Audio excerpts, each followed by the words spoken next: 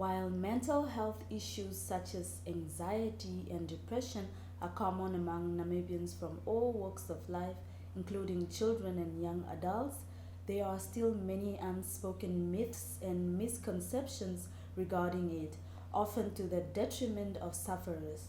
The COVID 19 pandemic has brought these mental health issues to the forefront in the last year, with people having to adjust to wearing masks, social distancing, isolation, loss of life, and for learners, mastering the art of studying remotely.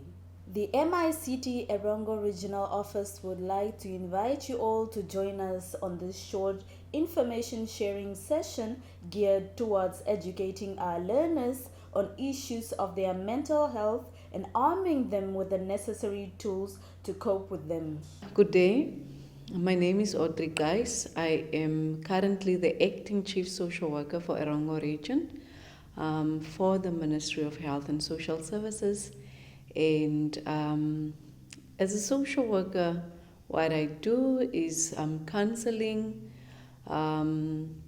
community work, and group work with regards to social issues, different social issues, not one in particular. So when I talk about counseling, what we do basically is then people work in self-referrals. Some of them are referred either by their family members, some of them by their workplaces, some of them by the medical officers in the hospitals. And then they come, they share their challenges. I don't want to say problems, because they are just challenges that can be overcome. Some of them immediate, some of them with time.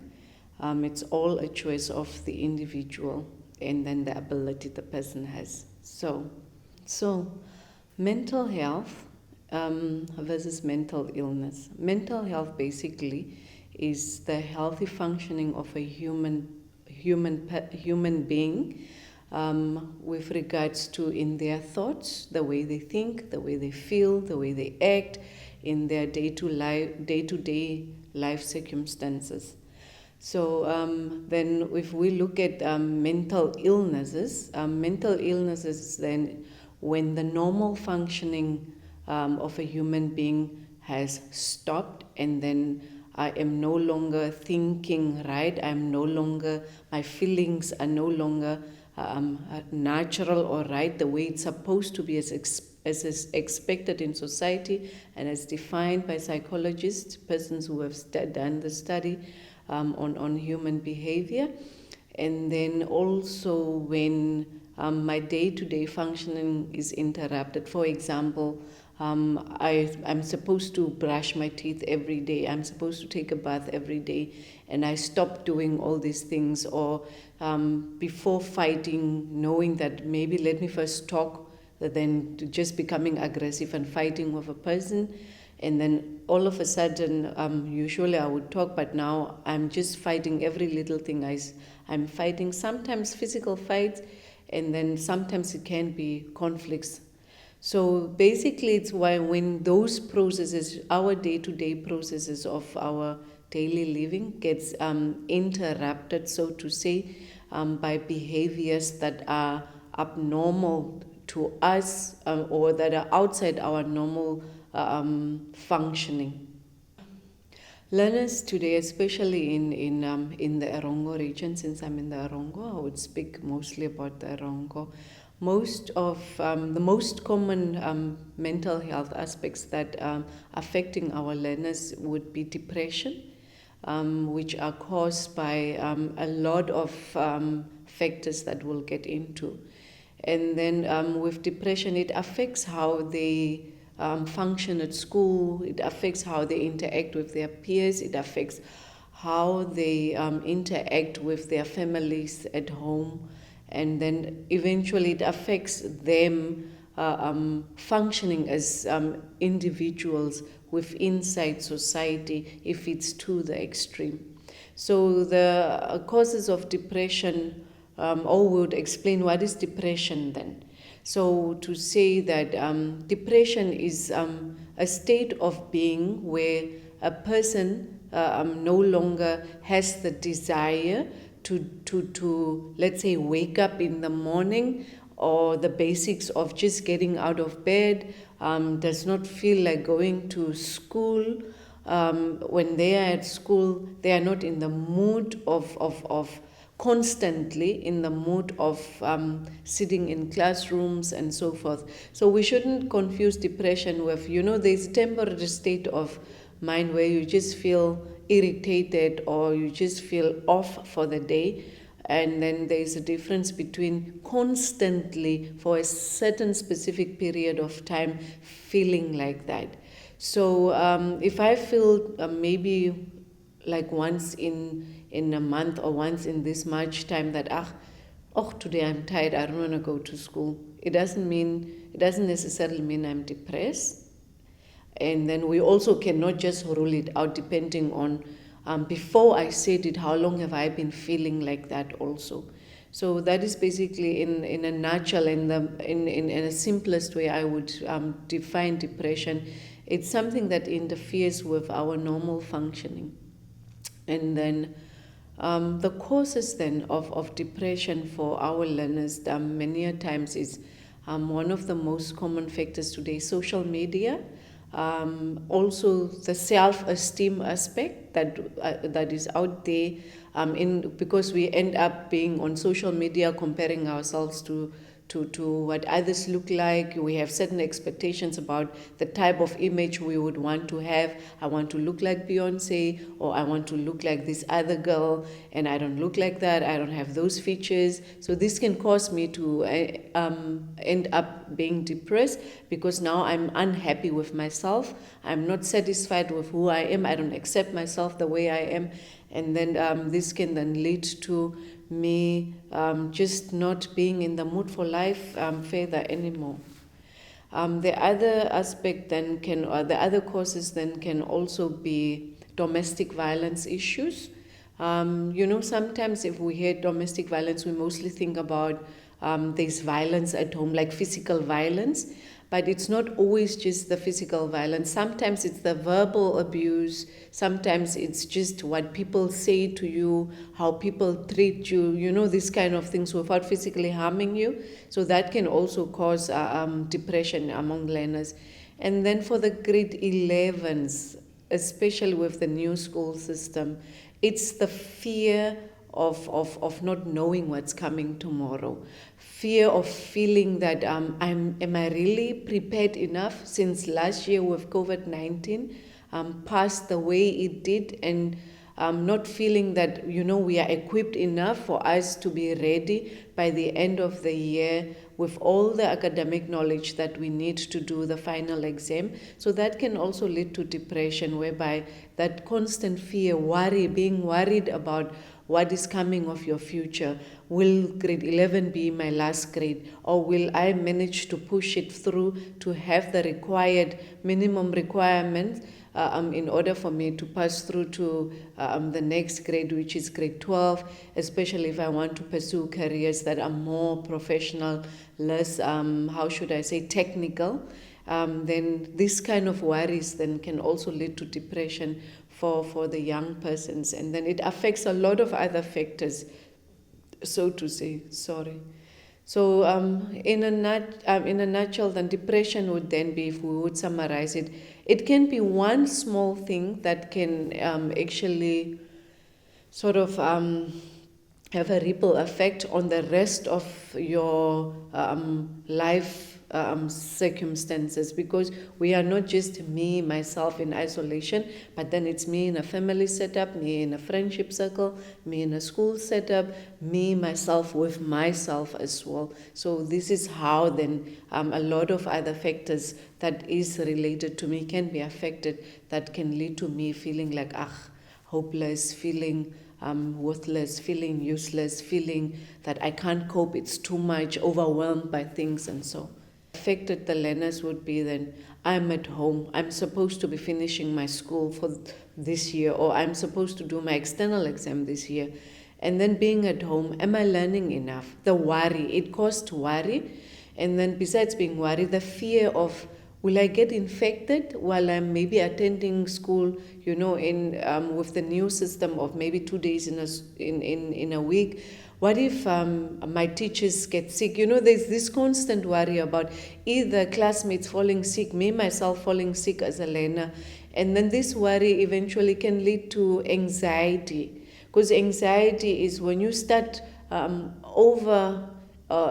or let me say excessively worrying about something and then feeling like you don't have control over it and you don't know how to solve it. It can eventually lead to anxiety disorders if it becomes something that is excessive and it's over a long period of time, and then I don't overcome it, then it can lead to mental illnesses as well. So the mental health state has been that fear, anxiety, fear of the unknown, fear of contracting the virus. What if I contract? Will I die? Fear of will my parents still be okay? Maybe my friend's parent passed away. Then I'm worried about my own parent, them going to work every day, coming back, my dad, my mom, my siblings. We just think sometimes because children are children and teenagers are teenagers, they are just children and they don't worry about things. They do worry about these things because currently even it's worse than in the past where there was no access to social media, smartphones, television, and so forth. These days, children are exposed to a lot of things. They can see a lot of things. They hear a lot of things over the news. Facebook is circulating things, WhatsApp circulations. And not all of these things are positively influencing us or have a positive impact on us as children or as adolescents. It can lead to us starting to worry about things because now I'm silent. I can't talk about it. Maybe my parent is not the type of person that I sit down and usually talk with. And my peers, mostly we tease each other. And in this teasing, we might make hypothetical jokes about, what if your mom falls sick? What will you do? Sometimes I would say, your mom was sick. I saw her being rushed to da-da-da-da. I heard from my mom or something. So these are some jokes that some of my peers can make that can also contribute to how I'm feeling as a teenager and then eventually lead me into this depressive state. And then I don't want to talk because sometimes teenagers read up on things, and then the fact that we can say it's mental health issues or mental illnesses, we don't want to be labeled like that. Because it's in society, mental illnesses or having a mental health problem is negatively labeled.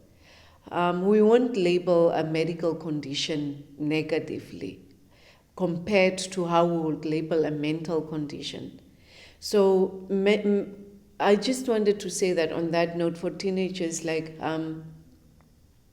since they are not aware or they don't think of it like that, now this can send them into a deep hole whereby they don't speak up, they don't share anything, they can become suicidal. Because they just want to end their life because now they are suffering from this mental illness, or how we say it in the community, this person is crazy, or are you crazy, this kind of the type of language we also use with regards to mental health conditions and challenges. So then this person might end up killing themselves or end up becoming really mentally ill while they were not mentally ill, and then they were just suffering from a temporary state of mind of maybe just worrying, and then if they had spoken to someone, they could have gotten answers to the questions they were having or solutions to the problems that they were going through during that time. So yeah. On that, I can't really say. A person would really have to deliberately do research to say what are the negative behaviors, because, so to say, the kids were mostly also at home. Everyone was scared, basically. And then not all of them speak up. It's very few who would speak up to say, this is how I was feeling, or someone was going out drinking because, the ship-ins were closed or the liquor outlets were closed, and basically they were just at home. So I won't be able to really pinpoint and identify and say, these are the negative attributes that they were portraying, especially during this time, because of the mental health conditions that they were going through. It has to be a study that one would really need to do in order to really say that, yes, these were the behaviors. But then through interactions with maybe if a school, one learner or a teacher tests positive, and then there's this fear, you would only hear the fact that they were afraid, and because of being afraid, sometimes would have behaviors such as stigmatizing or being judgmental towards the other ones,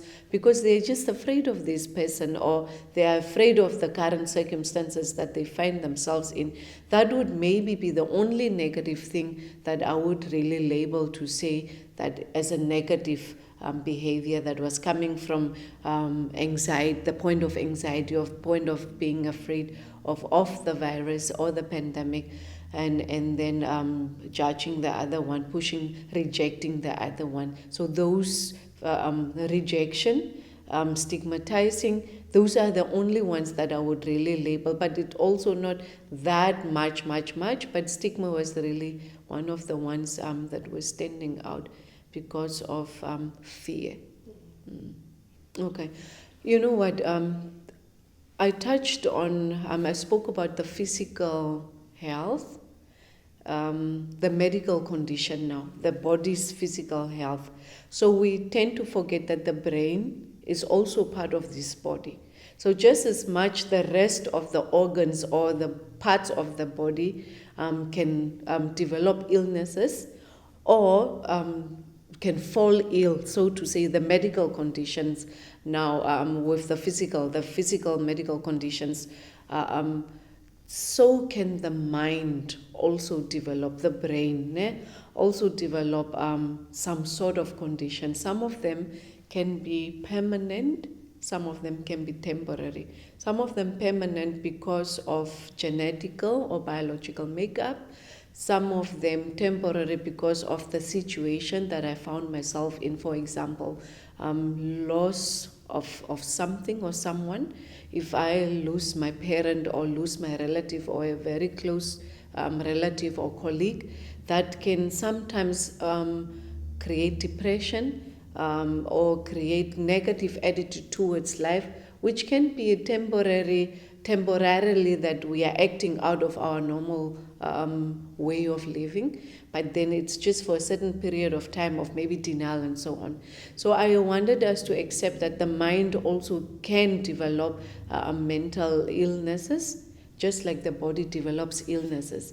So in saying that, some of the myths or misconceptions about mental illnesses is that it's only crazy people who are getting crazy, or it's only people who are maybe, for example, using substances, or only people who are, how would I say, in impoverished conditions, like people who find themselves in poverty, or only people who are weak, their physical makeup is weak, their character is weak, who can develop mental illnesses. And then also that a mental illness means immediately like it's done, you are finished, you will never get healed again. There are physical or medical conditions that you develop illnesses, and once you develop these illnesses, let's take flu for example, right? So when you get flu, it does not mean it's done, it's finished, you got the flu virus, you are dead, you are gone. It doesn't mean that. So it's the same that applies with the illnesses of the mind, or the conditions that the brain can develop as well. It can be temporary, and it can be treated just like the physical ones can be treated. Some of them can be treated medically, like with medical treatments, drugs, and some of them, not illegal drugs, so to say, but prescriptions, medical prescriptions. And then some of them can be treated through cognitive behavioral therapy, And then sometimes you just need someone to talk to. The moment you bring something out, it helps you to see things from a clearer perspective because you have let it out rather than bottling it in. So I want us to understand that it can happen to anyone, anytime. Depression, especially stress, can also be one of the factors because it's pressure. And in actual fact, any psychological condition can lead to physical, medical body conditions, so to say, physical illnesses of the body. It can lead to that, or it's vice versa. So sometimes I can develop my hypertension can be really skyrocket high, and because of that I can go into temporary state of confusion. Sometimes the diabetes, if it's high, can go into, those are all medical conditions, right? And medical illnesses that people are with, and we don't stigmatize them, or we don't have misconceptions around that. So it's the same with the brain. So because of a medical condition, I can enter into immediate state of mind that can be a temporary state until my diabetes is under control. Then I'm back to my normal state of mind. But then if it's high, I can be in the state of confusion, not even know where I am, who you are, just because of the medical condition.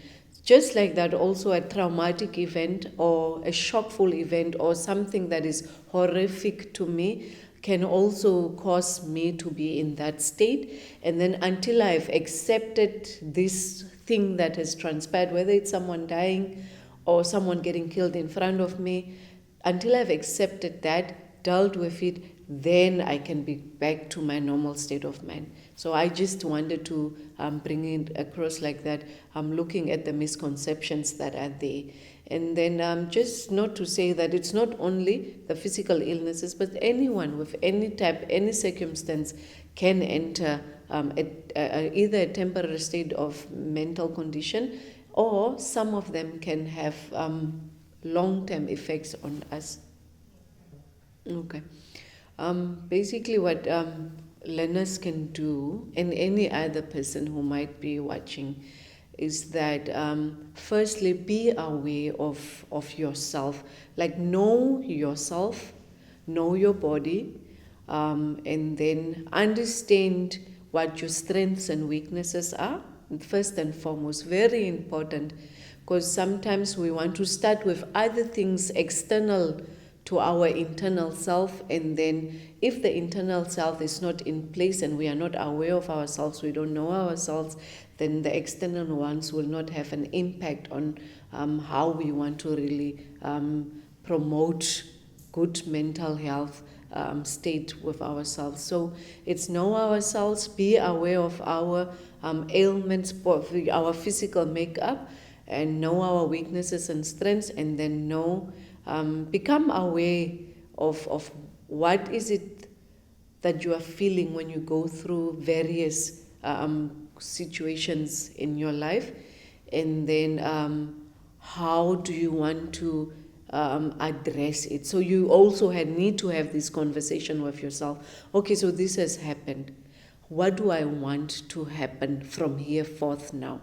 How do I want to live my life? So having self-talk, and then also develop a self-value from external influences. Like besides external influences, I also need to take the ownership of developing my self-value, and then also associating myself with positive friends and family members who can influence my internal self positively.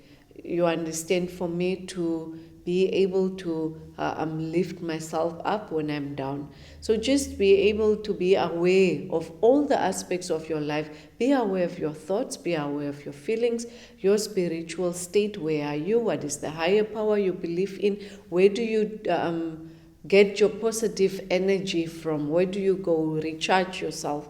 And then eventually the physical, which is the behavior, your surroundings, your environment, what you own, what you don't have, acceptance of certain things, the serenity, being able to differentiate between this is in my control, this is beyond my control, this is where I need help, this I need to learn how to live with it without allowing it to destroy me. So the starting point will be aware. The moment you realize you are having challenges, reach out. There is always someone that you have crossed paths with that you are able to reach out to.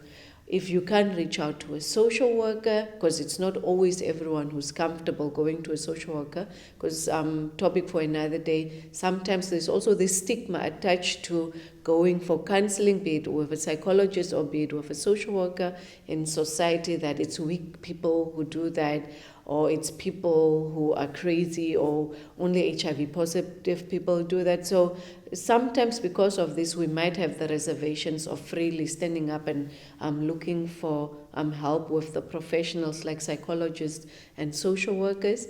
And then also that's why you need to have that person that you can really speak to. Know your emergency numbers, like Lifeline, Childline. They have the toll-free numbers where a person can call, and then you can just talk if you don't want to have face-to-face contacts with someone. And then at your schools, there are your life skills teachers. If you are not comfortable with your life skills teacher, sometimes it might be another teacher that you are comfortable with. And then you can share and talk to that teacher of yours. Sometimes it can be your spiritual guide, your spiritual leader, counselor. I don't know how it is. It can be a pastor or whomsoever. As long as they influence your life positively and not negatively, then you can reach out to that person as well. It can simply be your sibling, it can be your cousin, it can be your friend. So then reaching out is the next step after you realize you can't cope with yourself. Other tips would be physical exercises. I don't know what it is. Back in the days, it was sort of like compulsory for adolescents or teenagers in schools and even primary schools to be part of sports clubs, to be part of debating societies. Sometimes more than ever, I think currently and now, it's so needed for us to engage in, to be part of sports teams, to be part of some sort of society or club that can also help you focus on other positive aspects of life, rather than just isolating yourself, just being with yourself and focusing on just the negatives of your life. So the moment you feel like it's just bad all over you, also the next tip would then be like stop and then ask yourself, okay, so when was it good and what was good? So in all this bad, what is the only good thing? So we need to sometimes have this conversation with ourselves, because we might not always have someone that will reach us, that we will reach out to on time. So if we start with ourselves, it can be the best place to start. Sometimes if you can't talk, you can write it down, you can send an SMS. And then I think I always believe that being part of a group or a society or a club, especially for adolescents, it grooms in many different ways. Even in personal growth, self-esteem is boosted, confidence is boosted. Yeah, I think in a mouthful. So how do I know if I'm suffering from anxiety or depression? Anxiety, it's the moment you know you are overly fearing something or you are constantly worried about something, and then your body also reacts to that and you avoid certain situations because of that. Then you know immediately you are sort of like suffering from anxiety. And then for depression, it's the moment you don't want to anymore associate yourself with people, or you engage in, some depressed people would engage in impulsive behaviors that can put their life in danger because they really just feel like maybe ending their life and so forth. Some of them would withdraw. You don't feel you are in the mood for anything or so. Then you know that you are depressed, you are sad all the time, you cry a lot, you sometimes have mood swings for a very long period of time, nothing ever gives you pleasure, then you know you are depressed. And then am I abnormal? Question of asking myself, am I abnormal? Having mental, if I have mental health challenges or issues, I would say no, until a professional has diagnosed you to tell you that you have a mental health condition. You can't rate yourself as abnormal. And even if you are diagnosed, you cannot say you are abnormal. You are a human being. You are normal. You just have a mental condition, just like someone would have high blood pressure or diabetes and so forth. So you just need to be aware of what is your mental health condition, and then what are the triggers, and then also how to control yourself, and what are the things you can do to boost the positive side in order to reduce the episodes of your mental health situation. So you are not abnormal, you are a human being, so you are normal. It's just a condition, just like a medical condition. Okay, so just hold on quickly. We are going to add question number 3 because I realized you already answered question number 4. So we can add question number 3. Who can I talk to if I'm worried about my mental health? And then you can add any additional information then we're done. Okay. And then who you can talk to if you have this condition is if you feel that you are depressed or you have anxiety, or you feel like something is not okay with you, like mentally or psychologically. You can reach out to your medical doctor. You can reach out to your parents immediately if you are comfortable talking to them, and we encourage having that parent-child relationship. You can reach out and talk to your any other family member, whether it's your siblings or other relatives that you can trust.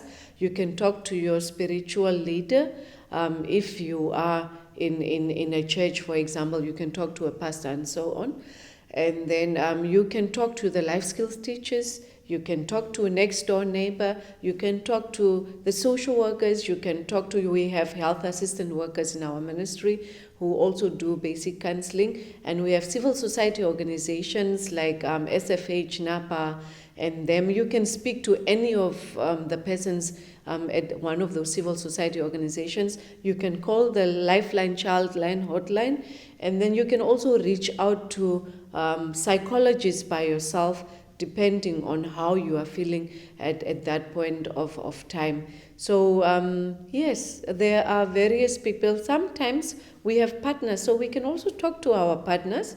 For children, whether we like it or not, we do have boyfriends and girlfriend stories. Sometimes it helps to talk to our partner, not to worry about won't they think I'm weird or so.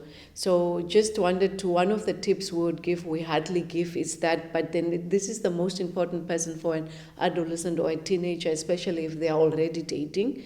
Not that I am sitting and encouraging that. If it's already happening, then yes, you can talk to, feel free to talk to that person, and then make sure that you are friends with people who won't tease you, that you are able to talk to easily when you have problems. So I would just say that then, and I would just highlight that depression and stress, anxiety are not just the only mental health conditions that are there.